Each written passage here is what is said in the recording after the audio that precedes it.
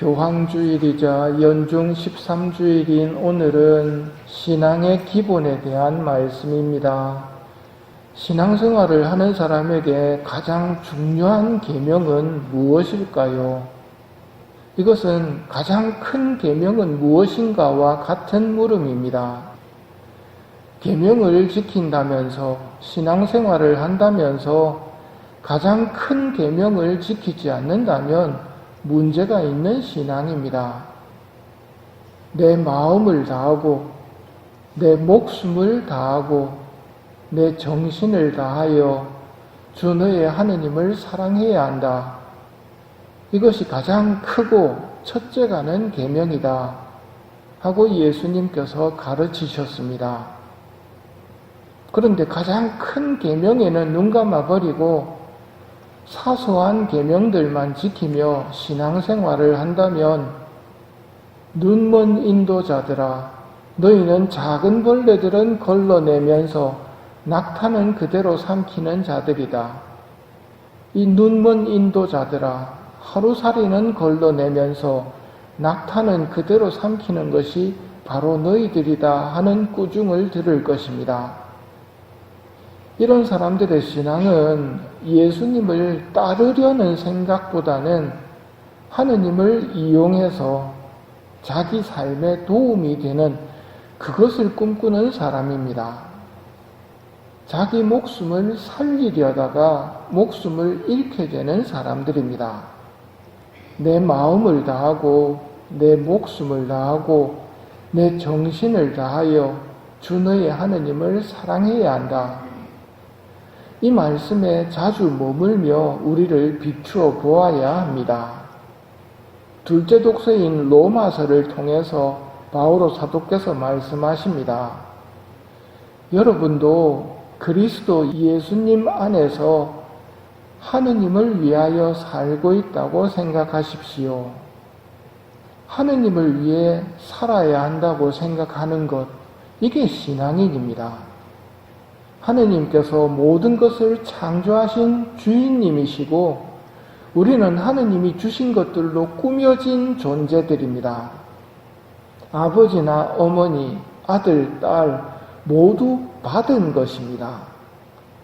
하느님은 가족들을 주시면서 효도하고 사랑하라고 명하셨습니다.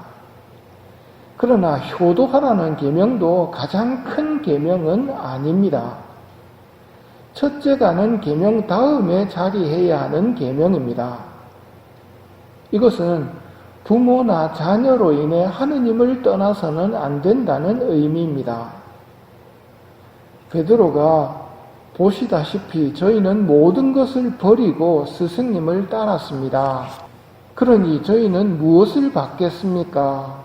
하고 여쭙자 예수님께서는 새 세상이 오면 나를 따른 너희도 12 옥좌에 앉아 이스라엘의 12지파를 심판할 것이다.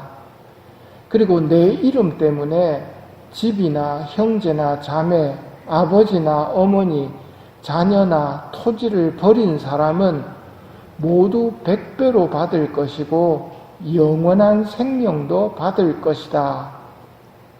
그리고 말씀하십니다. 오늘 예언자를 예언자라서 받아들이는 이는 예언자가 받는 상을 받을 것이고 의인을 의인이라서 받아들이는 이는 의인이 받는 상을 받을 것이다. 내가 진실로 너희에게 말한다. 이 작은 이들 가운데 한 사람에게 그가 제자라서 시원한 물 한 잔이라도 마시게 하는 이는 자기가 받을 상을 결코 잃지 않을 것이다. 이 가르침을 깨닫고 실천한다면 내가 적게 받았다고 해도 문제가 되지 않습니다. 신부님을 신부님이라고 해서 받아들이는 사람은 신부님이 받을 상을 받을 것이고 수녀님을 수녀님이라서 받아들이는 사람은 수녀님이 받을 상을 받을 것이기 때문입니다. 오늘 엘리사 예언자를 엘리사 예언자라서 받아들이는 부인은 예언자가 받을 축복을 받았습니다. 냉수 한 잔의 선행도 빠짐없이 갚아주시는 하느님이시라는 것을 안다면 서로의 다름을 인정해 주는 것만으로도 똑같은 상을 받게 되는 것입니다. 이것이 서로를 사랑으로 대하는 사람에게 하느님이 주시는 보상입니다. 그러니 서로의 다름을 인정하고 시기 질투하지 않도록 합시다. 우리는 예수님 안에서 하느님을 위해 살아야 하는 존재들입니다. 모든 존재하는 것들의 주님이 누구신지 생각해 봅시다. 내가 태어나기 전, 세상이 창조되기 전부터 주인은 하느님이셨습니다. 하느님의 섭리로 창조된 우리가 하느님을 첫자리에 모시고 서로서로의 다름을 인정할 때 하느님 안에서 우리 모두 한 몸을 이룹니다. 크고 작음에 관계없이 서로를 인정하면 모두가 상을 받을 것입니다. 오늘은 특히 주님이신 하느님의 권위를 인정하지 않는 악한 세상 속에서 예수님의 자리를 이어받은 교황님을 위해 기도하는 날입니다. 하느님을 주님으로서 섬기는 세상이 되도록 이 미사 중에 기도합시다.